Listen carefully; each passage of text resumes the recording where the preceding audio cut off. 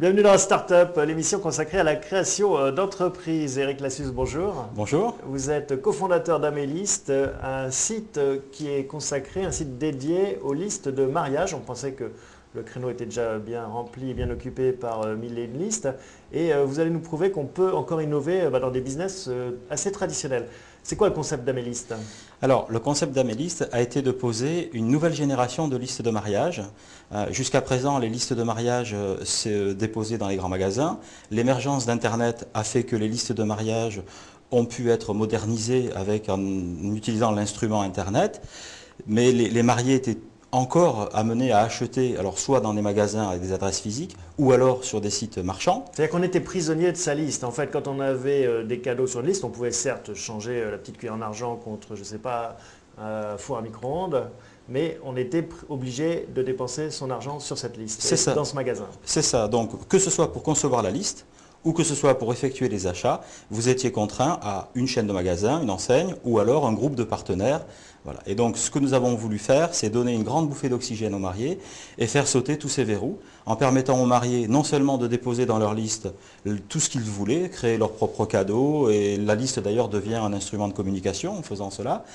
Et après, on vire l'argent reçu sur le compte bancaire des mariés, et dans ce cas-là, ils vont pouvoir effectuer leurs achats où bon leur semble. Et dans les meilleures conditions. Et c'est ça qui est très malin, c'est-à-dire qu'on peut transformer sa liste de mariage de cadeaux en cash pur, et puis si on veut en faire complètement autre chose, par exemple placer en action, on peut le faire. Absolument, et du reste, le service est totalement gratuit pour les mariés. Donc ça a été une certaine difficulté de concevoir ce service gratuit, parce que l'idée étant que vraiment si on veut donner une bouffée d'oxygène aux mariés, ce service se passe de frais de gestion. Alors, comment est-ce que vous gagnez votre vie du coup? Alors, nous prescrivons des services et des produits des enseignes qui souhaitent être partenaires Améliste. Alors, en prescrivant les produits, il s'agit là de prester du service, et donc nous sommes rémunérés sur cette prestation de prescription. Et si les mariés, parce que les services que nous choisissons ont un rapport direct avec notre concept ou le mariage, et si nos clients adoptent ou souscrivent à un des services que nous prescrivons, eh bien, nous sommes rémunérés encore plus. Et notamment, une des prescriptions, c'est l'ouverture d'un compte en banque chez des partenaires bancaires, c'est-à-dire que cette liste peut se transformer en cash, on l'a vu, et si vous allez dans une banque, je ne sais pas quels sont vos partenaires. Actuellement, Boursorama Bank. Boursorama Bank, et donc j'imagine qu'à terme vous pourrez toucher des commissions, vous touchez des commissions de cette banque. Tout à fait. Tout à fait. C'est ça le modèle en fait. Absolument. L'ouverture de compte de jeunes couples prometteurs qui s'installent, de jeunes ménages, et les amener dans des banques. Voilà. Un modèle assez original en fait. Comment est-ce que vous avez eu l'idée de ce modèle? Ça existait déjà ailleurs? Non, ça n'existait pas du tout.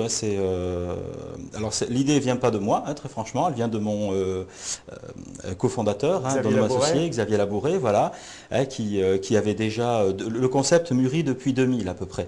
Donc ça fait quelques années que nous maturons, qu'on tourne autour, et nous l'avons donc lancé, disons, en pilote en 2005, et puis ouvert à tout le monde en 2006. Comment ça marche? Écoutez, on a un très très bon accueil de la part du marché. Nous avons... Combien de listes depuis l'ouverture officielle 2006? Je pense qu'on approche les 2000 listes là, à gérer. Ah oui, quand même. Et alors, est-ce que justement, tous ces prestataires, ces prescripteurs, enfin ceux que vous prescrivez plutôt, jouent le jeu? Comment ça commence à générer du chiffre? Absolument. Encore récemment, nos partenaires nous ont confirmé leur confiance. Vous avez fait quel chiffre d'affaires? Écoutez, depuis l'origine, nous avons à peu près vendu pour 3 millions d'euros de cadeaux. Et un des enjeux pour un site comme Améliste, c'est sa notoriété, c'est d'émerger, se faire connaître. Comment est-ce que vous y prenez? Alors, nous faisons essentiellement de la visibilité sur Internet et sur les salons du mariage.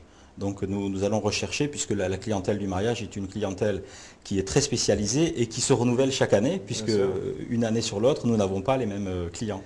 Comment est-ce que vous allez financer ce développement? Est-ce que vous comptez avancer pas à pas comme vous l'avez fait depuis le début, ou est-ce que là il va falloir mettre un coup de collier, lever quelques centaines de milliers d'euros? Alors aujourd'hui, l'entreprise est cofinancée par les créateurs. Nous avons à l'étude effectivement un financement pour accélérer notre visibilité. Vous cherchez combien? Environ 300 à 400 000 euros. D'accord. Plutôt un profil business angel ou capital risqueur? Non, pas du tout, non. Nous souhaitons plutôt nous adresser à des organismes banquiers. Nous préférerions agir comme ça. D'accord, par de la dette en fait, hein. Oui, tout à fait. Alors, un mot sur ce business des listes de mariage qu'on peut imaginer être étendu à d'autres sortes de listes, hein, Oui. les cadeaux d'anniversaire, les listes de Noël, enfin bon, je ne sais pas. Est-ce que vous réfléchissez justement à une déclinaison? Tout à fait. Justement, l'application qui sortira dans 2 mois va couvrir l'ensemble de ce spectre et couvrira aussi un autre moyen que nous avons trouvé pour augmenter notre notoriété, c'est d'ouvrir notre plateforme aux professionnels. En clair, si je suis un magasin... marque blanche, Voilà, des amélistes marque blanche. c'est un peu le principe, c'est-à-dire si je suis un magasin qui n'a pas les moyens de s'offrir un site internet ou un service de liste de mariage original, il pourra obtenir toutes les nouveautés de Web 2.0 en souscrivant à notre service. Alors c'est assez rare de voir des nouveaux business models, parce que là on est sur un nouveau business model, hein, dans un business traditionnel qui est celui de la liste de mariage. Est-ce que vous sentez qu'il fait des émules, que vous avez déjà été imité, copié? Oui, on voit sur Internet effectivement des sites qui apparaissent et qui prétendent tous avoir posé le modèle du reste. C'est le jeu, tout à fait. Ce que l'on constate quand même, c'est que nous avons affaire à des sites qui sont plus des wishlists que des listes de mariage. Notre vision de la liste... la différence? Eh bien, la différence, c'est qu'une liste, le contexte du mariage est très exigeant. C'est un marché très pointu, et que ce soit pour les mariés ou pour les invités. Donc il faut être en mesure de faire une prestation de bonne qualité, respecter la tradition, respecter la bienséance et toute la déontologie, pour éviter de choquer les invités, par exemple, éviter de choquer les mariés, pas faire d'erreurs de goût dans la liste de mariage. Par exemple, ne pas montrer en frontal, ne pas choquer belle maman en se disant, voilà, vous allez m'offrir les petites cuillères en argent, mais je vais le dépenser en champagne dans des boîtes de nuit. C'est très bien résumé.